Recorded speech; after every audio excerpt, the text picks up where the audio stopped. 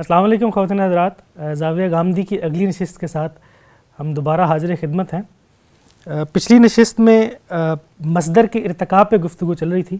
جاوید صاحب نے اس سے پہلے جو تراشیدم، پرستیدم اور شکستم کا جو اصول بیان کیا تھا اس سے متعلق ہم گفتگو کر رہے تھے۔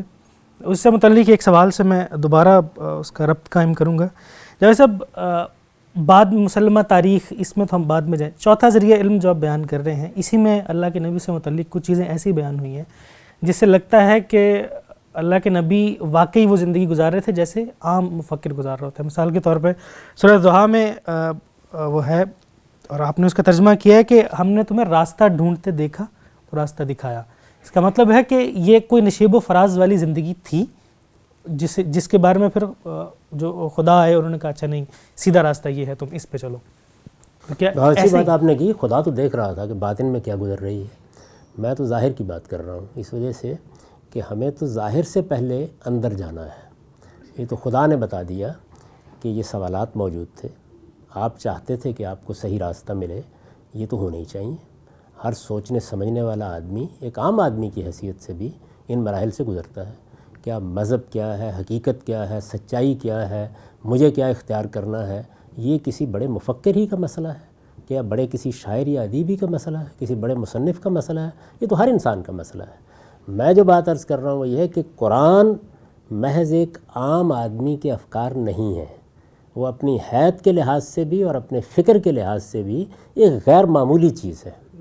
یعنی جس طرح ہمارے سامنے ملٹن کی پیراڈائز لاسٹ آ گئی، جنت گمگشتہ کو جب ہم اس حیت میں دیکھتے ہیں جس طرح اس نے بیان کیا ہے، تو اب یہ ایک شہپارہ ہے علم کا، ادب کا، فکر کا۔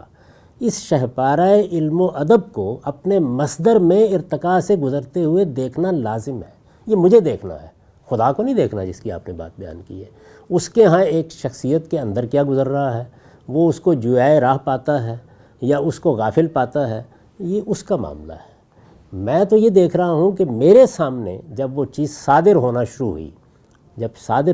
ہوئی، اس سے پہلے ایک دن نہیں، 2 دن نہیں، کم و بیش 40 سال کا عرصہ ہے۔ یعنی چلیے آپ کہہ لیجئے کہ 40 سال نہیں، 35 سال ہوگا، 32 سال ہوگا، لیکن ایک لمبا عرصہ ہے جس کو خود پیش کرنے والے نے کہ فقط لبثت فیکم عمرہ، میں ایک عمر تمہارے درمیان گزار چکا ہوں۔ یہ جو عمر گزری ہے اس میں کوئی ارتقاء کا شائبہ نظر آتا ہے، ایک بات، اور یہ کہ اس کے بالمقابل کسی بڑی سے بڑی شخصیت کو اٹھا کے دیکھ لیجئے، بڑی سے بڑی شخصیت کو، علم کی، ادب کی، سائنس کی، فلسفے کی، کلام کی، جن کی تاریخ بھی آپ کے پاس معلوم ہے، اس میں اس مصدر میں عدم ارتقاء کو دکھا دیجیے۔ یعنی آدمی بنتا نظر آ رہا ہے، آدمی اپنا فکر بیان کرتا نظر آ رہا ہے، آدمی اپنی صلاحیتوں کا اظہار کرتا نظر آ رہا ہے، وہ اگر شاعر ہے تو اس کا صدور ہو رہا ہے، وہ اگر ادیب ہے تو اس کا صدور ہو رہا ہے۔ ہر شخص کے ہاں آپ اسی طرح شخصی ارتقاء دیکھتے ہیں، اس پہلو سے نہیں کہ وہ غور کیا کر رہا ہے، فکر کیا کر رہا ہے، اس کے باطن میں کیا گزر رہا ہے، اس کا ظہور کس معاملے میں ہو رہا ہے۔ دیکھیے میں یہاں سے نہیں جا رہا کہ اندر کیا ہے، میں یہاں سے چیز کو دیکھ رہا ہوں کہ میرے لیے باہر کیا ہے۔ تو میرے لیے باہر جو چیز آئی ہے وہ قرآن مجید ہے۔ اچھا میں پھر اس سے آگے بڑھتا ہوں، میں یہ کہتا ہوں کہ اس کے بعد بھی یہ نہیں ہے کہ قرآن مجید کسی ایک دن پیش کر دیا گیا ہے۔ اس کے بارے میں جس طرح پہلی چیز اسٹیبلش ہسٹری ہے کہ محمد الرسول اللہ کی ذات اس طرح کے کسی ارتقائی عمل سے بالکل منزہ ہے، بالکل اسی طریقے سے جب وہ پیش کر دیا گیا تو یہ بھی تاریخ کا مسلمہ ہے کہ ایک دن میں سامنے نہیں آیا، وہ کم و بیش 22-23 سال کے عرصے میں سامنے آیا ہے۔ اس کا کنٹینٹ بھی بتا رہا ہے، یعنی کبھی اس میں بدر زیر بحث ہے، کبھی اس میں احد زیر بحث ہے، کبھی اس میں احزاب زیر بحث ہے، کبھی اس میں مکے کی فتح زیر بحث ہے، مختلف ادوار سے متعلق اس کا کلام ہے۔ تو آپ نہ اس کے مصدر میں کوئی ارتقاء دکھا سکتے ہیں، نہ خود اس کے کنٹینٹ میں، لیکن وہ بعد میں موضوع بنائیں گے۔ پہلے مصدر کے معاملے کے بارے میں جو کچھ کہنا ہے کہہ لیجئے۔ یعنی محمد الرسول اللہ کی شخصیت کو ادھر رکھیے، کارل مارکس کو رکھ لیجئے، سقراط و فلاطون کو رکھ لیجئے، آپ فارابی و کندی کو رکھ لیجئے، آپ شاعروں اور ادیبوں کو رکھ لیجئے، کسی کو اٹھا کے رکھ لیجئے، اور پھر مجھے بتائیے کہ کسی شخصیت سے بھی انسانی سطح پر اس طرح سے کسی کلام کا صدور ہوا؟ ادنا مماثلت میں بھی کوئی شخص ہے جس کو آپ پیش کر سکیں؟ ہر ایک آدمی کی تاریخ ہمیں معلوم ہے، یہ نہیں کہ ضرور اس کے کلام کو سارے ادوار ہم بیان کرتے ہیں، ہو سکتا ہے باقیات اقبال نہ مرتب ہوئی ہو تو ہمیں وہ اشعار نہ ملے، لیکن یہ اسٹیبلش ہسٹری ہے کہ اقبال شعر کہنے کی کوشش کر رہے ہیں، اس علم اور فن کا اظہار کر رہے ہیں، اس کی کچھ سطحیں ہمارے سامنے آ رہی ہیں، معلوم ہوتا ہے کہ میتاب ستارہ بلندی، یعنی پیشانی سے وہ چیز تو نظر آ رہی ہے۔ اس میں ایک چیز، اس میں کیا یہ ضروری ہے کہ اگر کوئی شخص مختلف مراحل سے گزر رہا ہے تو وہ اس کا اظہار بھی بار بار کر رہے ہیں؟ مثال کے طور پہ اقبال عروج سے واقفیت اختیار کر رہے ہیں، یا غالب جو ہیں وہ ابھی سیکھ رہے ہیں، تو کیا یہ ضروری ہے کہ وہ جو کچا پکا سیکھ رہے ہیں، یا کوئی ادیب نثر لکھنے کی کوشش کر رہا ہے تو کیا یہ ضروری ہے کہ وہ جو کچا پکا لکھنا جانتا ہے وہ اسے لکھے، وہ لوگوں کے سامنے آئے؟ کیا اظہار لازم ہے اس تراشیدم پرستیدم شکستم؟ یہ انسانی فطرت سے مختلف ہو ہی نہیں سکتی۔ یعنی جس وقت اصل میں لکھنا سیکھ رہا ہوتا ہوں یا میں کچھ اشعار کہہ رہا ہوتا ہوں تو میں یہ چاہتا ہوں کہ لوگوں کے سامنے اس کو بیان کر دوں، کہیں چھاپ دوں گا، کہیں بیان کروں گا، یعنی میری شخصیت کا یہ اظہار، ورنہ تو ہم کسی شخص کے بارے میں بھی یہ نہ جانتے۔ یعنی محمد الرسول اللہ کے بارے میں جس طریقے سے کوئی شائبہ بھی نہیں ملتا ہمیں، تو باقیوں کا بھی یہی حال ہے۔ صاحب اس میں یہ بہت مثال کے طور پہ کارل مارکس ہے، کارل مارکس داس کیپٹل تو بعد میں آئی ہوگی، لیکن اس سے پہلے اپنی جو فرسٹریشن ہے، اپنی جو سوسائٹی کو دیکھ کے اس سے جو وہ چیزیں اخذ کر رہا ہے وہ لوگوں کے سامنے بیان کر رہا ہوگا، لیکن چونکہ وہ بہت کلوز حلقہ ہوگا اور اس وقت تک چونکہ وہ داس کیپٹل کی وجہ سے مشہور نہیں ہو چکا ہوگا، مثال لے رہے ہیں تو بعد میں مشہور ہوا جو بھی اس کے معاملات ہیں، اس وقت تک مشہور نہیں ہو چکا ہوگا، وہ لوگ جو چند ایک لوگ ہیں وہ کیسے ہسٹری کا حصہ بنیں گے؟ وہ تو نہیں بنیں گے کیونکہ وہ اخبار احاد بیان تو میرے مقدمے کو 100% ثابت کر دیا۔ یعنی یہ دیکھیے کہ کارل مارکس کی داس کیپٹل تو بہت بعد میں وجود میں آئی، لیکن یہ سب کچھ جو کچھ وہ کر رہا تھا یہ بھی ہمیں معلوم ہے، وہ چند لوگوں کے سامنے کر رہا تھا تب بھی نہیں معلوم نا، یعنی کارل مارکس مجھے نہیں معلوم کارل مارکس کیا کر رہا تھا، یہ میں قیاس کر رہا ہوں کہ عین ممکن ہے وہ چند لوگوں کے درمیان یہ ہمیں معلوم ہے۔ یعنی اس نے اخبارات کیسے نکالے، اس کی جدوجہد کیا تھی، وہ کس طرح مختلف افکار سے متاثر ہو رہا تھا، مختلف مراحل سے گزر رہا تھا، وہ فکر ڈیولپ ہوا ہے، اس کی ڈیولپمنٹ کے تمام مراحل سے ہم واقف ہیں۔ یعنی کسی بڑے شخص کا بھی اگر آپ ذکر کریں گے تو ہم جانتے ہیں کہ دیکھیے اس کے افکار میں اس طرح سے ارتقاء ہو رہا ہے، وہ اس طرح سے اپنی شخصیت کا اظہار کر رہا ہے، یہ اظہار محدود ہوتا ہے، ایک حلقے میں ہوتا ہے۔ جس وقت ایک بڑا آدمی سامنے آ جاتا ہے نا تو فوراً پیچھے مڑ کر وہ سب چیزیں سامنے آنا شروع ہو جاتی ہیں۔ یعنی اقبال اور غالب اگر بڑے شاعر نہ بنتے، معلوم نہیں کتنے اور شعراء ہوں گے، تو ہمیں شاید ان کی زندگی کے بارے میں معلوم نہ ہوتا۔ جس وقت ایک آدمی اس سطح پر آ جاتا ہے تو فوری طور پر لوگ ماضی میں جاتے ہیں اور دیکھتے ہیں کہ دیکھیے ایک زمانے میں تو یہ بازار حکیمہ میں بیٹھ کے فلاں چبوترے کے اوپر شعر سنایا کرتے تھے، اس میں انہوں نے یہ غزل سنائی تھی، اسی میں تو وہ کہا تھا کہ چلتے نہیں وہ اپنا دوپٹہ سنبھال کے۔ اقبال کا ابتدائی کلام اس نوعیت کا تھا۔ ایک ایک شخص کے بارے میں آپ کو معلومات مل جاتی ہیں۔ میں کہتا ہوں محمد الرسول اللہ کے بارے میں قرآن پیش کر دیا گیا، ایک بہت بڑی تبدیلی عرب میں آنا شروع ہو گئی، ایک عظیم کشمکش برپا ہوئی۔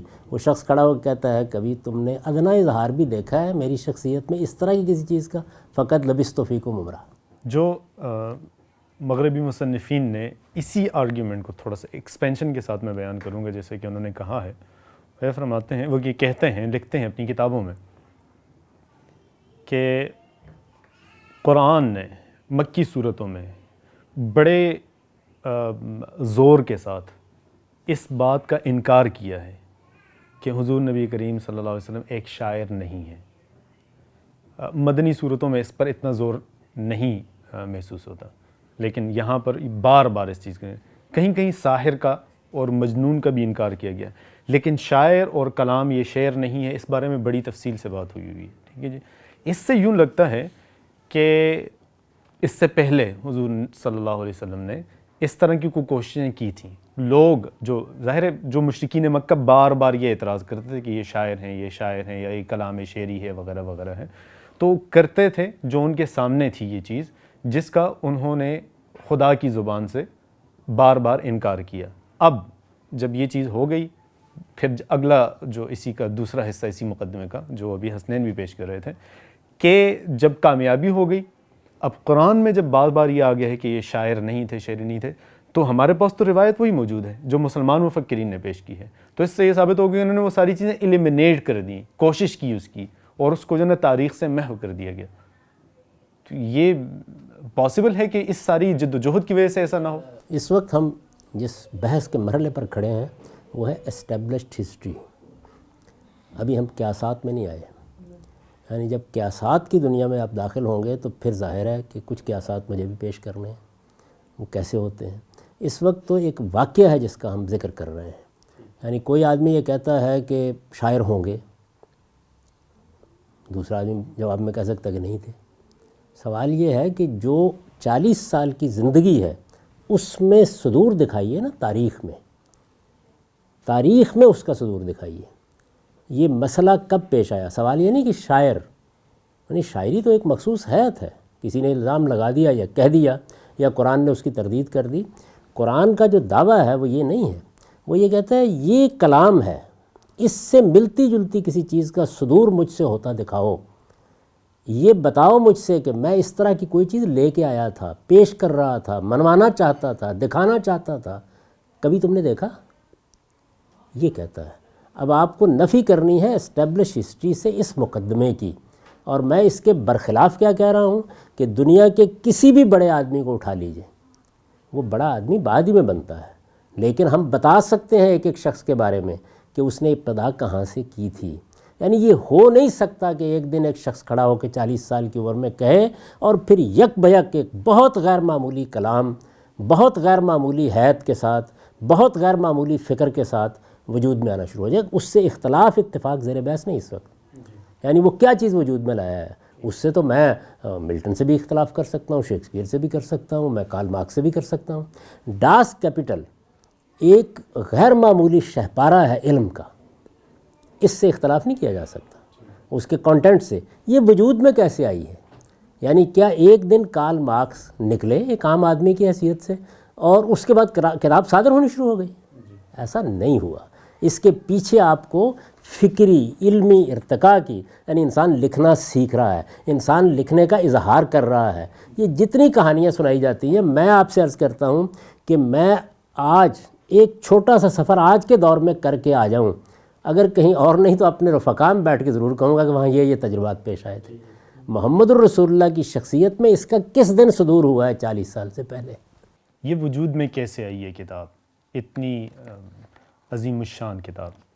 ولیم کلیئر ٹسڈل نے لکھا ہے کہ امر القیس کے جو دیوان ہے اس میں وہ الفاظ، وہ تراکیب پہلے سے موجود ہیں جو حضور نبی کریم صلی اللہ علیہ وسلم نے خدا کی کتاب کے طور پر مسلمانوں کے یا انسانوں کے سامنے پیش کی.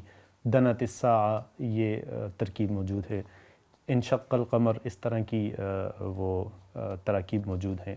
وہ کہتے ہیں کہ اسی طرح کی چیزیں چونکہ پہلے سے کلام عرب میں موجود تھی اور وہ شاعروں سے آ رہی تھی، اور یہ ولیم کلیئر ٹسڈل کے الفاظ ہیں کہ بھئی محمد عربی صلی اللہ علیہ وسلم نے اسی طرح کے کلام میں کچھ اپنی محنت سے، اپنے زمانے کے علوم سے ملا کر یہ چیزیں پیش کی، اسی کو خدا کا کلام قرار دیا. اسی وجہ سے بار بار شاعر نہ ہونے کا وہ شاعر ہونے کا انکار بھی، رد بھی، تردید بھی قرآن میں بیان ہوئی ہے. تو یہ کیا ہے پھر آپ جب کہتے ہیں کہ بھی وجود میں ایسی آئی ہے کہ ماورائی ہے، اس سے پہلے انسانوں کے اندر اس طرح کا کلام موجود تھا؟ تو یہ تو کسی نے نہیں کہا کہ وہ عربی زبان میں نہیں ہے. تو عربی زبان جو بولی جا رہی تھی، قرآن مجید نے تو بلکہ اس کے بالکل برخلاف یہ کہا کہ یہ عربی مبین ہے، تمہاری زبان ہے، بلسانک. یعنی جو محمد الرسول اللہ زبان بولتے تھے، قرآن کا اعجاز یہی ہے کہ وہی زبان جو بولی جا رہی تھی، وہی تراکیب جو مستعمل تھیں، وہی اسالیب جو پہلے سے لوگوں نے اختیار کر رکھے ہوئے تھے، انہی اسالیب کو سامنے رکھ کر اللہ تعالیٰ نے انسانوں کے ساتھ کلام کیا. اگر ایسا نہ ہوتا، وہ زبان نہ ہوتی، وہ ادب نہ ہوتا، وہ اسالیب نہ ہوتے، تو وہ تو اجنبی چیز بن جاتی کوئی. اصلی کمال وہی ہے. لیکن میں تو اس وقت اس پر گفتگو ہی نہیں کر رہا. میں یہ کہہ رہا ہوں کہ یہ تو ہم بعد میں دیکھیں گے کہ اس کی حیت کیسی ہے، اس کا فارم کیسا ہے، کیوں وہ کہتا ہے کہ وہ شعر نہیں ہے. پہلے اس بحث کو مکمل کر لیں کہ مصدر میں کوئی ارتقاء کہیں نظر آتا ہے، یعنی قیاسات نہیں، اسٹیبلش ہسٹری. میں نے عرض کر دیا کہ قیاسات میں 10 کر سکتا ہوں، یہ کوئی مشکل کام نہیں ہوتا. اور خاص طور پر وہ قیاسات جو ماورائی نوعیت کے ہوں، جس میں اس طرح کی بات کہی جائے ایسا ہوا ہوگا، ایسے ہونا قرینِ قیاس ہے. یہ کوئی چیز نہیں ہوتی علم کی دنیا میں. آپ کو بتانا ہے کہ اسٹیبلش ہسٹری میں محمد الرسول اللہ کی 40 سال کی زندگی میں ادنا درجے میں بھی کوئی صدور، یعنی میں یہ کہتا ہوں چلیے فکر ابھی پختہ نہیں ہوا تو خیالات کے اظہار کے وہ اسالیب بھی بتا دیجئے. یہ جو حدیثیں بیان کی جاتی ہیں، یہ رسالت مآب صلی اللہ علیہ وسلم کی وہ گفتگو ہیں جو ہر شخص کرتا ہے، میں بھی کرتا ہوں، آپ بھی کرتے ہیں. یہ وہ گفتگو ہیں، یہ آپ کا کوئی کلام نہیں ہے. یعنی یوں نہیں ہے کہ ایک کلام آپ سے صادر ہوا ہے قرآن کی شکل میں، اس کے علاوہ کچھ اور کلام بھی ہے، وہ تو گفتگو ہے. مجھے پورے حدیث کے ذخیرے میں آپ ایک چیز بھی نہیں بتا سکتے جس میں جس کو کلام صادر ہونا کہا جا سکے اس کا کوئی شائبہ ملتا ہو. 70,000 کے قریب روایات کا ذخیرہ ہے، وہ سب معمول کی گفتگو ہیں. سوال کرنے والا سوال کر رہا ہے، آپ جواب دے رہے ہیں. اپنی اہلیہ کے ساتھ کوئی گفتگو کر رہے ہیں، کسی آنے والے وفد کے ساتھ گفتگو کر رہے ہیں، کسی کی بات چیت ہو رہی ہے، کہیں کوئی خطبہ دینے کے لیے کھڑے ہوئے ہیں. یہ ہیں چیزیں تمام کی تمام. ان میں مجھے کسی مقام پر کلام پیش کرنے کا انداز مقابل میں دکھائی نہیں سکتا. لیکن اس کے باوجود بھی آپ جب مبادی تدبر حدیث لکھتے ہیں اس میں اصول بیان کرتے ہیں، اس میں اصول میں آپ ایک اصول یہ بیان کرتے ہیں کہ عربیت جو ہے اس کا بھی لحاظ رکھا جائے گا، یہ دیکھا جائے گا ایون حدیث قبول کرنے کے. اس کا مطلب ہے کہ اللہ کے نبی کو اس کے اوپر کچھ کمانڈ تھی، تو یہ اصول آپ بیان کرنے ہیں. یعنی وہی کمانڈ تھی کہ جو کسی بھی شخص کو اعلیٰ زبان بولنے والوں کو ہوتی ہے. آپ یہ دیکھیں کہ جو اہل زبان ہے سر یہ بالکل یہاں یہ نقطہ محسوس ہو رہا ہے نا. مثال کے طور پہ میں اچھی اردو بولتا ہوں، اس کا ایک پروسیس ہوتا ہے اچھی اردو بولنے کا. اس کا مطلب ہے آپ یہ بھی کہہ رہے ہیں کہ اللہ کے نبی پہ ان چیزوں کے علاوہ یعنی قرآن مجید کے علاوہ کچھ دوسرے علوم بھی القاء کیے گئے، یعنی انہیں اچھا عربی کا ذوق دے دیا گیا جو وہ زمانے سے نہیں سیکھ رہے تھے. انہیں کچھ دوسرے علوم و فنون دے دیے گئے جو قرآن کی فصاحت و بلاغت کو سمجھنے میں وہ کرنے میں انہیں معاون ہوتے. تو کیا یہ آپ کا دعویٰ؟ بڑا اچھا سوال کیا آپ نے. دیکھیے، جس وقت آپ اردو زبان سیکھتے ہیں یا انگریزی زبان سیکھتے ہیں تو آپ زبان سیکھنے کے سب ان مراحل سے گزرتے ہیں جن سے ہر زبان سیکھنے والا گزرتا ہے. اپنی مادری زبان میں یہ نہیں ہوتا. مادری زبان آپ اپنی ماں سے بولنا سیکھتے ہیں، گھر والوں سے سیکھتے ہیں، اس میں صرف شعور کی عمر کو پہنچنے کے بعد آپ کی وہ زبان ہوتی ہے. آپ میرے ساتھ دیہات میں چلیے اور وہاں پر ان پڑھ بڈھوں کو آپ پنجابی بولتے دیکھیے، آپ سرائکی بولتے دیکھیے، کیا فصیح و بلیغ زبان ہوتی ہے. میری ماں کچھ بھی پڑھی ہوئی نہیں تھی، ایک لفظ نہیں پڑھ سکتی تھی سوائے قرآن مجید کی تلاوت کے، لیکن جو پنجابی وہ بولتی تھیں کیا فصیح و بلیغ زبان تھی. ہر تیسرے جملے میں ایک آخان کہتے ہیں اس کو پنجابی میں، ایک ضرب المثل ہوتی تھی. محاورے پر محاورہ آتا چلا جاتا تھا. اصل میں یہ عام آدمی کی زبان ہے، یہ یوں نہیں ہے. قرآن مجید عام آدمی کی زبان نہیں ہے. قرآن مجید اسی طرح سے ایک کلام ہے. علامہ اقبال عام زبان بھی بولتے تھے، غالب بھی بولتے تھے، لیکن جس وقت وہ لکھنے کے لیے بیٹھتے ہیں، جس وقت کلام کا صدور ہوتا ہے تو حدیث کو اس کے مقابل میں پیش کیا ہی نہیں جا سکتا. وہ گفتگویں ہیں. یہاں پہ وقاص جو بات کر رہے تھے امر القیس والا، انہوں نے حوالہ دیا کلیئر ٹیسٹل کا کہ وہ چیزیں وہ آ رہی ہیں. میں جب غالب کو پڑھنا چاہتا ہوں تو مجھے غالب کا محاورہ، غالب کی زبان، اس سب تک پہنچنے کے لیے سٹرگل کرنی پڑتی ہے. ایک وقت سے گزرنا پڑتا ہے کہ میں غالب کے اس محاورے کو، اس کے اسالیب کو، اس کے جو افکار ہیں، اس کے طریقہ کار ہے، اسے سمجھوں، اس کا سانچہ ہے جس میں وہ ڈالتا ہے. یہ کام یعنی قرآن کی فصاحت کو اپریشیٹ کرنے کے لیے خود رسول اللہ صلی اللہ علیہ وسلم کو بھی تو یہ کام کرنا پڑا ہوگا، جس میں ظاہری بات ہے کہ جو زمانہ جاہلیت کے لوگ تھے ان کے اشعار ہوں گے، ان کی چیزیں ہوں گی. تو بعد میں جب آپ چیزوں کو بیان کرتے ہو تو وہ ظاہری بات ہے کہ جب امر القیس کے بارے میں اگر میں کہوں کہ یہ فلاں ترکیب اس کی لاجواب ترکیب ہے، تو بطور شاعر میری کوشش ہوگی کہ کہیں نہ کہیں میں اسے یعنی لے آؤں. یعنی اقبال نے بھی یہ کام کیا، قرآن کی کچھ آیات لے آئے، فارسی کچھ تراکیب لے آئے. تو یہ تو پھر وقاص کی بات مجھے امر القیس کی جتنے لوگ بیان کرتے ہیں کسی ایک ترکیب کی مثال دے دیں، وہ عربی کے عام اسالیب ہے. یعنی عربی زبان میں انشق القمر کیا کوئی نادر چیز ہے؟ تراکیب وہ ہوتی ہیں جن کو کوئی شاعر وجود میں لاتا ہے، کوئی ادیب وجود میں لاتا ہے. یہ تراکیب نہیں ہے، یہ تو زبان کے عام دنسا جو ہے، دنسا جو ہے، یہ اس کا کیا مطلب ہے؟ عربی ہے، سادہ سی زبان ہے. یعنی اس پہ کون سا لفظ ہے جو عربی زبان کے لیے اجنبی لفظ ہے؟ یہ بولا جائے گا. ترکیب جب کوئی وجود میں آتی ہے، یہ اصل میں ایسے ہی ہے کہ آپ ایک جگہ بیٹھ جائیں اور اس کے بعد دیکھیں امر القیس بھی عربی بولتا تھا، ظاہر ہے امر القیس بھی عربی میں شاعری کرتا تھا. تو اس وجہ سے زبان کی، اسالیب کی مناسبتیں آپ کو ہر جگہ مل جائیں گی. عام عرب، میں نے آپ سے عرض کیا ہے کہ آپ کسی وقت کسی شخص کو جس نے دیہات میں زندگی بسر کی ہو، بلکہ اس پر کوئی پرتو نہ ہو کسی دوسری زبان کا، اس کی اپنی زبان سنیے اس سے. میں جب جس زمانے میں مریدکے میں مقیم تھا تو میں آپ سے سچ عرض کرتا ہوں کہ خالص عربی، جس کو ہم جاہلی عربی کہتے ہیں، اس کے بعد جو شواذ میں اسالیب سمجھے جاتے ہیں ان کو میں سمجھی وہاں مریدکے میں لوگوں کی باتیں. وہ پنجابی بول رہے ہوتے تھے، پنجابی بول رہے ہوتے تھے، لیکن وہ پنجابی جو تھی وہ بتاتی تھی کہ چیزوں کو تعبیر کرنے کا طریقہ ہے۔ میں ایک دن بیٹھا ہوا تھا ایک جگہ کے اوپر، میرے ایک عزیز تھے، ان کا وہاں پہ کارخانہ سا تھا، تو اس میں بیٹھا ہوا تھا، ایک صاحب آئے اور وہ ان کے لیے گھی لے کے آتے تھے، تو انہوں نے کہا کہ میں بالکل خالص گھی لے کے آیا ہوں۔ نفی سے اس بات کیسے تراوش ہوتی؟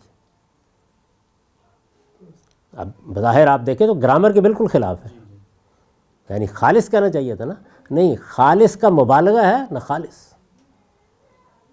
تو کئی اسالیب آپ کو اس میں ملتا ہے۔ تو رسالت مآب صلی اللہ علیہ وسلم نے، میں اگرچہ اس وقت کسی خبر واحد کا حوالہ نہیں دے رہا اس لیے کہ وہ بحث دوسری جانب چلی جائے گی، خود اپنے بارے میں بتایا کہ میری زبان وہ ہے جو حلیمہ سعدیہ قبیلے میں بولی جاتی تھی، یعنی وہی عرب کی فصیح ترین زبان جو لوگ بولتے تھے، عام آدمی بولتا تھا۔ آپ کی روایات کے اندر وہی زبان ہے، اسی زبان میں آپ نے کلام کیا۔ اور میں عرض کر دوں کہ وہ کسی کلام کا صدور نہیں ہے، یعنی یوں نہیں ہے کہ رسالت مآب صلی اللہ علیہ وسلم نے، میں صرف تشبیہ دے رہا ہوں کہ یہ کلام جو ہے یہ مسجد کرتبہ ہے اور یہ اس کے علاوہ ایک شاعری کا نمونہ ہے جس کو آپ حدیث میں دیکھتے ہیں۔ حدیث میں سرے سے وہ صنف ہی موجود نہیں ہے جس پر ہم گفتگو کر رہے ہیں، وہ میری آپ کی گفتگوؤں کی طرح خدا کے آخری پیغمبر کی عام گفتگو ہے، گھر کی باتیں، باہر کی باتیں، کوئی حکم دیا جا رہا ہے، کوئی ہدایت کی جا رہی ہے، کوئی فرمان صادر ہو رہا ہے، وہ چیزیں جیسے میں آپ گفتگو کرتے ہیں ویسی گفتگو ہے۔ وہ گفتگو کس کی ہے؟ وہ ایک اعلیٰ درجے کے عربی بولنے والے کی گفتگو ہے، اس لیے کہ وہ عرب ہے، اس لیے نہیں کہ وہ عرب تھا اور بڑی اعلیٰ درجے کی فرانسیسی بول رہا ہے، یوں نہیں ہے، عرب ہے، یعنی اسی مکے میں پیدا ہوئے ہیں، وہ زبان بول رہے ہیں۔ اور قرآن مجید نے کیا کہا؟ انہوں نے کہا آپ کی یہی زبان جو آپ بولتے ہیں اس کو اٹھا کے ہم نے یہ کلام بنا دیا۔ تو اب آپ کو تقابل میں اگر کوئی چیز پیش کرنی ہے تو کلام پیش کریں گے نا، وہ تو کلام ہے ہی نہیں سرے سے، یعنی کلام اس معنی میں، جیسے ہم اقبال کی روزمرہ گفتگوؤں کو کلام اقبال نہیں کہتے، یعنی اس معنی میں بولا جا رہا ہے، ویسے تو کلام ظاہر ہے کہ ہر گفتگو کہا جاتا ہے، اصطلاحی مفہوم میں وہ کلام ہے ہی نہیں، نہ اس پر کلام کا اطلاق ہوتا ہے۔ تو میری گزارش یہ ہے کہ ہم کانٹینٹ میں جائیں گے اور یہ دیکھیں گے کہ اب وہ آ گیا کلام ہمارے سامنے، یعنی اس مرحلے میں ہم داخل ہو گئے کہ اب قرآن ہمارے سامنے آ گیا۔ ابھی تو یہ تھا کہ قرآن اپنے صدور سے پہلے جس مصدر سے صادر ہو رہا ہے، کیا اس میں بن رہا ہے، پختہ ہو رہا ہے، مختلف مراحل سے گزر رہا ہے، حید کے وہ تجربات ہو رہے ہیں جن کے بعد اس کلام کو وجود میں آنا ہے، فکر و خیال کا اظہار ہو رہا ہے، شام کا سفر ہوا ہے، کچھ تجربات بیان ہو رہے ہیں، کسی بحیرہ راہب سے مل کے آ گئے ہیں، اس کے کچھ تاثرات بیان فرما رہے ہیں، کچھ تو بتائیے کسی جگہ کے اوپر۔ 40 سال کی زندگی میں آپ خوردبین بھی لگا لیں اور دوربین بھی، اور پھر کوئی شائبہ دکھائیں، یہ نہ کہیں کہ شخصیت تو بڑی غیر معمولی ہے، لیکن وہ کس پہلو سے غیر معمولی ہے؟ کیا قرآن مجید جیسا کلام صادر کرنے سے پہلے غیر معمولی ہے؟ نہیں، انسانی اعتبار کے لحاظ سے، انسانی خصائص کے لحاظ سے غیر معمولی ہے۔ یعنی وہ کیا چیز ہے؟ انسان کا اخلاقی وجود۔ اور آپ دلچسپ بات دیکھیں، قرآن مجید نے کسی جگہ اس کو بطور دلیل نہیں پیش کیا۔ دلیل کس بات پہ پیش کی ہے؟ یہ کلام جو تمہارے سامنے قرآن کی صورت میں آیا ہے، کبھی اس سے پہلے مجھ سے اس کا صدور تم نے دیکھا؟ اس کا صدور کا کیا مطلب ہے کہ 40 سال تک یہ کسی درجے میں تو صادر ہونا چاہیے تھا نا۔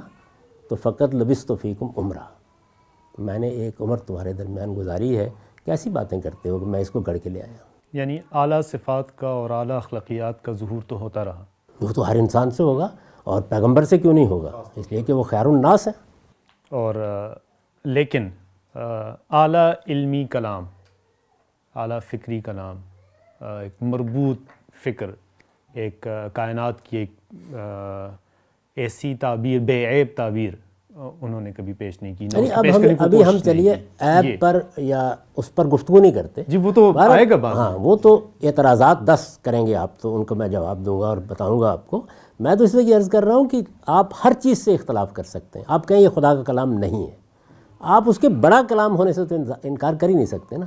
آپ کہیں اس فکر میں غلطی ہے، تھوڑی دیر کے لیے مان لیں اس بات کو برسبیل تنزل، وہ فکر تو ہے اور وہ ایک نہایت اعلیٰ درجے کا نظام ہے پورا کا پورا۔ دیکھیے، غلط یا صحیح ہونا ابھی زیر بحث نہیں، اس پر ہم بعد میں گفتگو کریں گے۔ کیا چیز ہے؟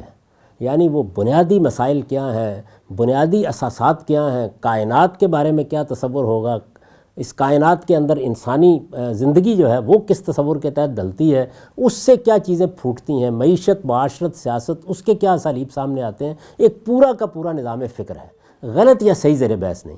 وہ پھر ایک کلام کی صورت میں صادر ہوا ہے، یعنی ایسا نہیں ہے کہ ایک دو صفحے کے اندر چند احکام لکھ دیے گئے ہیں، ایک زندہ کلام ہے، پھوٹتا ہوا، فوارے کی طرح ابلتا ہوا ایک کلام ہے جس میں وہ آیا ہے۔ اب وہ جب وہ آ گیا ہے تو ہمیں دیکھنا ہے کہ کیا یہ انسانی سطح کے جو کلام صادر ہوا کرتے ہیں یہ بھی اسی طرح سے ڈیولپمنٹ کے مراحل سے گزرنے کے بعد صادر ہوا ہے، یعنی اس سے پہلے جو اس کا مصنف، ابھی تو ہم خدا کی طرف جا ہی نہیں رہے یا خدا کے کلام کی طرف بھی نہیں جا رہے۔ ابھی تو ہم یہاں سے کھڑے ہیں کہ ہمارے پاس ایک ایسا ذریعہ علم آ گیا ہے جس کے مصدر میں ہم انسان نہیں دیکھ رہے، مصدر میں انسان نہیں دیکھ رہے، کیونکہ انسان کو جیسے ہی ہم دیکھتے ہیں تو انسان تو بھائی بچہ پیدا ہوگا، وہ تھوڑا بہت بولنا سیکھے گا، وہ مختلف مراحل سے گزرے گا۔ ہم نے آج تک کبھی کوئی انسان نہیں دیکھا جو 40 سال کی عمر میں بولنا سیکھ رہا تو نہیں ہے نا، یعنی انسان تو ان مراحل سے گزرے گا۔ تو انسان جس طریقے سے کسی کلام کا مصنف بنا کرتا ہے اس کا کوئی شائبہ محمد الرسول اللہ کی زندگی میں اسٹیبلش ہسٹری میں نظر نہیں آتا۔ قیاسات جس نے کرنے ہیں اس کو پھر میرے بھی قیاسات سننے کے لیے تیار رہنا چاہیے۔ ٹھیک ہے، حضور نبی کریم صلی اللہ علیہ وسلم کی ذات کی حد تک یہ نشست تھی کہ جب انہوں نے نبوت کا دعویٰ کیا اور انہوں نے فرمایا کہ میں اللہ رب العزت کی طرف سے یہ وحی انسانوں کی طرف لے کر آیا ہوں اور ان کا اللہ کا ایک پیغام انسانوں تک پہنچانے کے لیے آیا ہوں، تو اس سے پہلے یہ جو 40 سال، یہ کم و بیش جو بھی عرصہ انہوں نے اس زمانے میں، اس عرصے میں، اس ایک سوسائٹی میں گزارا، اس سوسائٹی کی طرف سے، اس زمانے کی طرف سے، اس تاریخ کے اس گوشے میں سے ہمارے سامنے ایسی کوئی دلیل، ایسا کوئی ڈاکیومنٹ سامنے نہیں آ سکا جو یہ ثابت کرے کہ حضور نبی کریم صلی اللہ علیہ وسلم نے اس قدر زبردست کلام کا پیش کرنے سے پہلے تربیت کے، سیکھنے کے، تعلیم کے کوئی مراحل طے کیے ہوں، کیونکہ ایسا کوئی ایویڈنس اگر موجود ہوتا، کوئی ایک بھی ہوتا، تو اللہ یہ قرآن کے بارے میں یہ ماننا کہ یہ اللہ کی کتاب ہے ناممکن ہو جاتا، یہ کم از کم اس کے اوپر ایک سوال کھڑا ہو جاتا۔ اور بلکہ جیسا کہ مغربی مصنفین، اور ہمارا چونکہ اس نشست کا بنیادی مقصد بھی یہی تھا کہ وہ جو مغربی مصنفین ہیں، مستشرقین ہیں، یا خلاف مسلمانوں کے مخالف جو، یا اسلام کے مخالف جو ایک نقطہ نظر ہے پیش کیا جاتا ہے، اس کی ریفیوٹیشن کو سامنے لے آئیں کہ کس طرح وہ اس کتاب کو، اللہ کی کتاب کو دا بک آف محمد کہہ کر اس کی حیثیت یا اس کا شرف گھٹانے کی کوشش کرتے ہیں۔ جاوید احمد صاحب غامدی کی جو اس کے ساتھ جو ہم نے اس نشست میں گفتگو کی، اس سے یہ چیز سامنے آئی کہ حضور نبی کریم صلی اللہ علیہ وسلم کی ذات کے اندر ارتقاء کا یہ پروسیس، یہ ترتیب نہیں ہے، اس کا کوئی ایویڈنس ہمارے پاس موجود نہیں ہے، اس لیے ہمیں ماننا پڑے گا کہ یہ خدا کی کتاب ہے، یا کم از کم یہ کسی انسان کی لکھی ہوئی کتاب نہیں ہے۔ اب یہ خدا کی کتاب ہے اور اس کے اندر کیا لکھا ہوا ہے، کیسے لکھا ہوا ہے، اس کے اندر جو فکر موجود ہے، کیا اس میں کوئی ارتقاء ہے، اس کی عربیت جو اس کے اندر کوئی ارتقاء ہے یا نہیں ہے، اس پر آئندہ کی نشست میں انشاءاللہ گفتگو کریں گے۔ اب تک کے لیے اتنا ہی، بہت شکریہ۔